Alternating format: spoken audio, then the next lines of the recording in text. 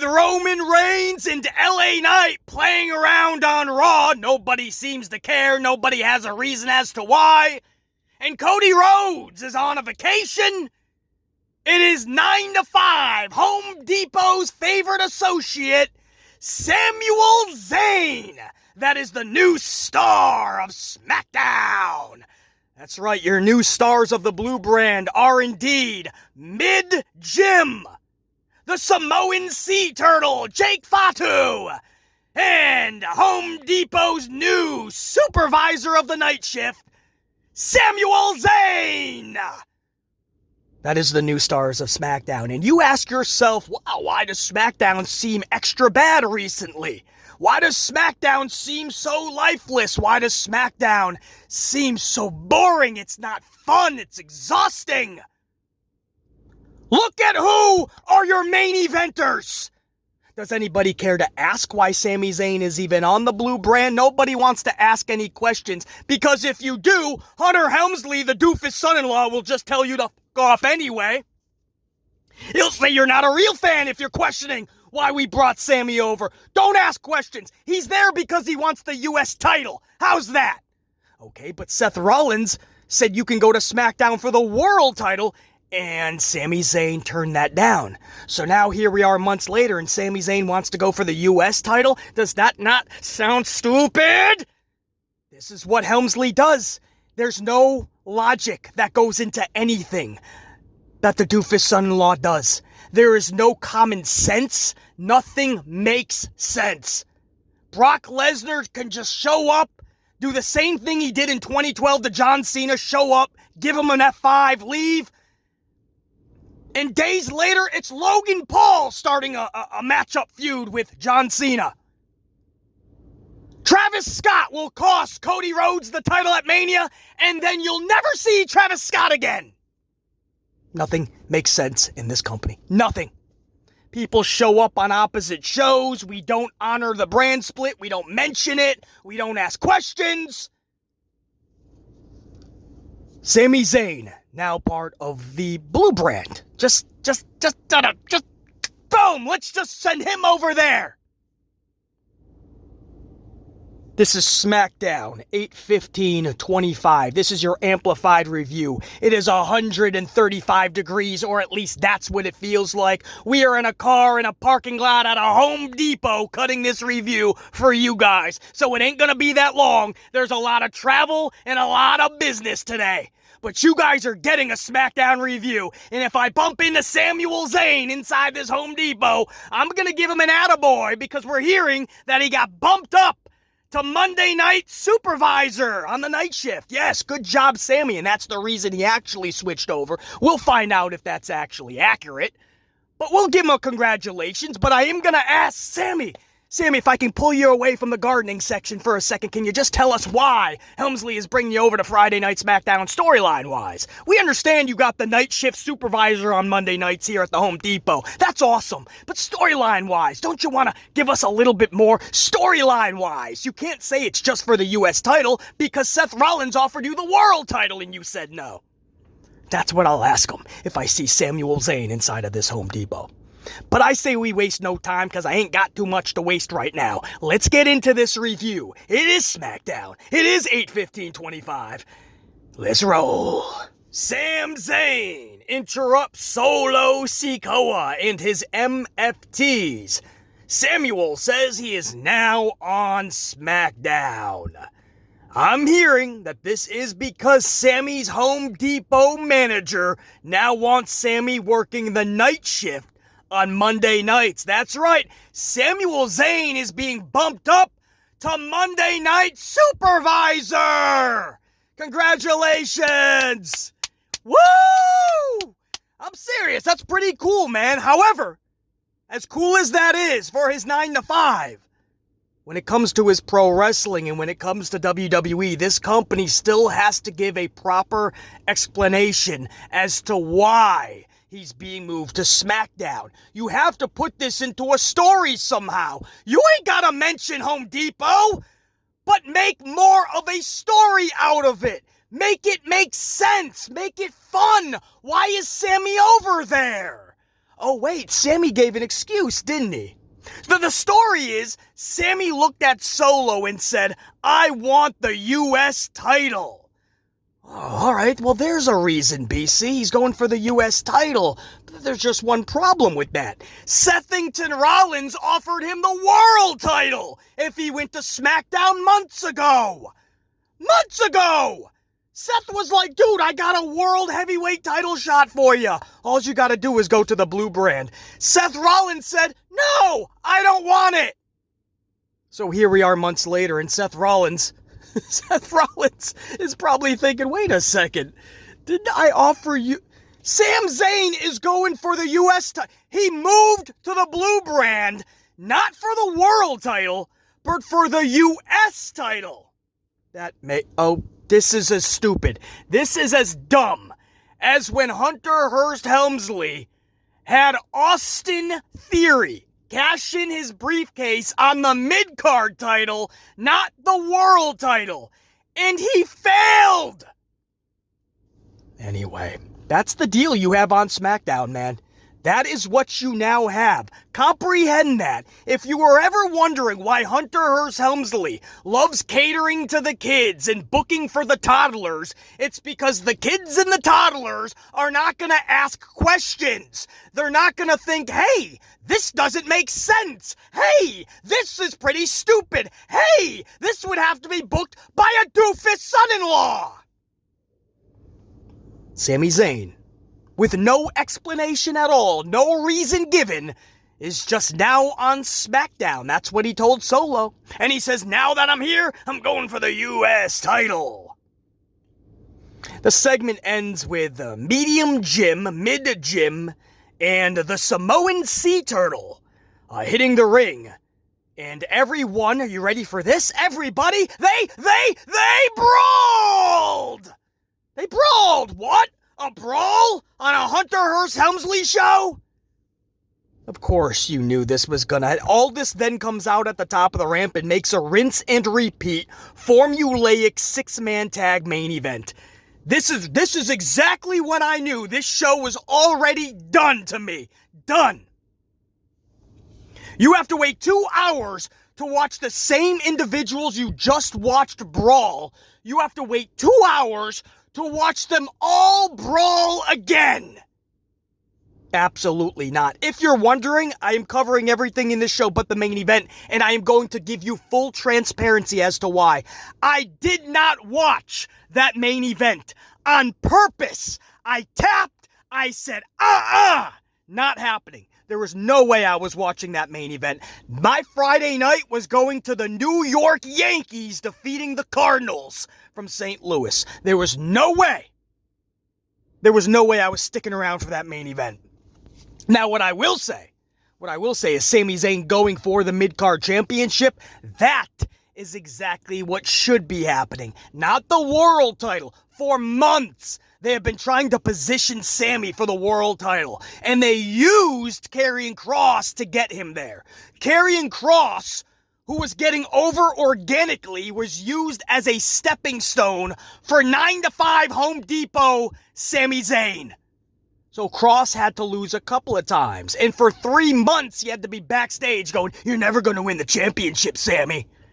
So they tried to make a Rocky story with Sami Zayn, right? The true underdog with Sami Zayn. There's just one problem with that, or two, I should say. Number one, we just did the underdog story with Jason Yeaterman when he tapped out Gunther to his own move in 8 seconds. Whoa! It's Rocky beating Apollo! Jason Yeaterman got the title! We just did the Rocky underdog story. So now you're going to do it again with another mid-carder? Because it's obvious Jay Yeaterman is a mid-carder getting a world title, acting like the main event, calling himself the main event, but he's the farthest thing from the main event. And now we're going to do it again with Sami Zayn. Another mid-carder's going to win the world title. So that's the first problem with the underdog story with Sami Zayn. We just did it with Yeaterman. The second biggest problem that you have with Sami Zayn being the underdog is that to be the underdog, you have to probably lose a lot, or everybody is doubting you. Sami Zayn wins basically all of his matches! Or at least that's what it feels like. Sami Zayn with his hand raised again. Sami Zayn once again in the winner's circle. And every single time, nobody cares. Sami wins a match and we're thinking on to the next. He does not move the needle. The needle doesn't move at all. The needle gets stuck when Sami Zayn is in the ring. When the Sami Zayn match is happening, the needle goes, oh, not again. I ain't moving, dude. But he should be going for mid-card titles, so that is a positive. Him just showing up to SmackDown, now being a part of SmackDown with no explanation, LA Knights playing around on Raw, nobody cares to ask any questions. Nobody cares. Everybody's playing musical chairs. It's like they're doing a slow burn on a WWE draft or a WWE shakeup, but they just don't want to say that's what it is. I don't care for those either, by the way. If you're not going to honor the brand split, if you're not going to do it correctly, then just don't have a brand split. And then you're going to have to figure out your title situation, because it's clear you have too many of those. You have about 27 championships, and you don't know how to book for any of them. The first matchup of the night. Alexa Bliss versus Rowdy Piper Niven. No, that's the wrong image. That's actually from, which one is that? That's May 30th, 2022.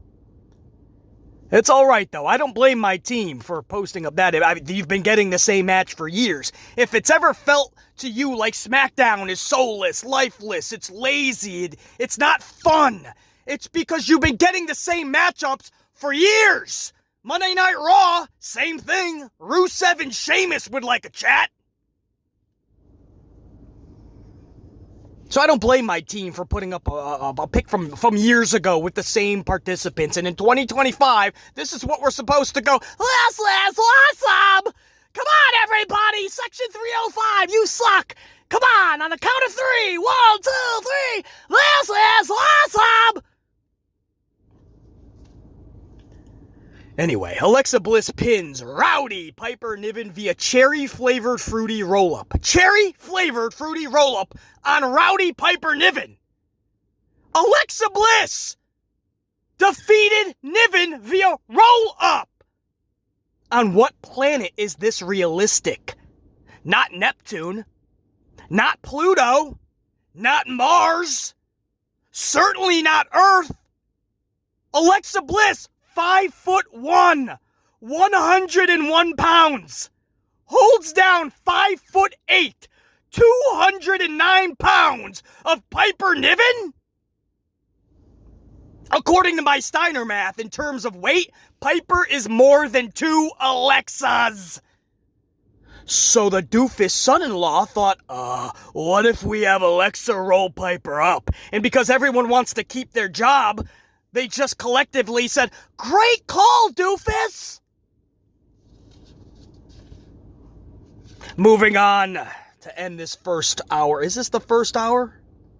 Yeah, we're still in the first hour somehow. Miz and Mello defeat Fraxium. Miz pins Frazier via skull-crushing finale. Remember when Fraxium debuted and pinned just about every team from the jump? They beat Humberto and Garza, then 1 week later, Pretty Deadly. 1 week later, the Street Profits. 1 week later, it was DIY. And then all of a sudden, 7-match losing streak. In fact, they haven't won a match in 3 months. 3 months as of today, actually. May 16 was their last W. Now, trust, I couldn't care less about Fraxium. But this booking is so absurd, only a doofus could be behind it.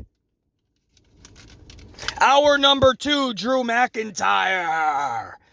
Drew McIntyre, man, really good in-ring promo on Cody Rhodes. Drew is phenomenal. Realistic, believable, knows how to tell a story, doesn't flub on the stick. He is the real deal. How does he not have the world right now in that company? You'd have to be a doofus to screw up Drew Mac. And then the Street Profits defeated DIY. Ford pins Ciampa via frog splash. Boston gave negative fucks. Negative! And then they cut backstage immediately after the match. You tell me that those in Gorilla were not bored of that match, and it wasn't even bad per se. It's just when the show is that bad, when the show is that draining of creativity and draining of a good time, draining of fun. Nobody cares when you get this far into the show and we gotta watch Street Profits and DIY for the 12th time. Because that's all this company does, is rematches and brawls. Nothing makes sense. Nothing is fun. Hunter Helmsley is saving wrestling, Baszler. Hey, Baszler, at least it's not Vince McMahon, right? Helmsley knows what he's doing. He's so creative. I'm not shocked. When you got guys like Bret Hart telling you that he worked with Helmsley for I don't know how many years, and he said he doesn't have a creative bone in his body. Vince Russo was the writer for the company and said he never came up to him with ideas. Maven recently, old wrestler Maven. You guys remember Maven? He recently said nobody even trusted Helmsley backstage but one person, Shawn Michaels, HBK. So no, BC's not shocked that these shows suck. And then you went to the main event, and I don't even know, I think the Faces won. I think that's where I saw someone. I did not see this match. It was a 6-man tag with the Samoan Sea Turtle, Mid-Jim, and Home Depot Zayn versus the MFTs. And I believe the Faces defeated the MFTs. I don't know post-match. I don't care. I'm not even going to look at it. I really just don't care. Monday Night Raw sucks. SmackDown sucks. The product sucks. It's draining. It's the opposite of fun. If it's just not fun, that's one thing. If it's just boring, that's one thing. If it just feels lazy, that's one thing. You can get over that in time, hopefully, it's the opposite. It's exhausting. And there's enough people showing up to these arenas, the kids and the toddlers, and they're dragging their parents, and they're willing to cheer everything, not question anything. And when anything gets back to the boss, Hunter Helmsley, when he hears that fans are not happy with the product, he says you're not a real fan. You can fuck off, he tells us. Imagine that. A lot of us were fans before Helmsley even got to WWE or even became a wrestler, and he's gonna tell us that we're not real fans. I was watching back when Hogan was taking on King Kong Bundy, and Helmsley was not a pro wrestler, not even close. But he's going to tell us that we're not fans. He's going to tell us to fuck off if we're asking for a better product. Things to make sense. Stop with the rematches. Let's have some fun with the roster. Book properly your superstars. Bring back larger than life and storylines we care about and cliffhangers. Bring back fun. But he doesn't want to hear that because he has commercials to film. He's got to do his next podcast. He's got to do his promo work. Are you ready? He's got to film the TV show Unreal. So even though he can't wrestle anymore, he's going to make sure that he's still the star of the show. He wants everybody to know that he's Oz behind the curtain. That's not a good thing when the product is this bad. You don't want to tell everybody that it's you that's running this shit. No, I didn't watch the main event on purpose. My Yankees defeated the Cardinals. That was a much better watch. Until next time, and there will be that next time. BC, saying check you 44 times, that's a wrap. Unit, solid.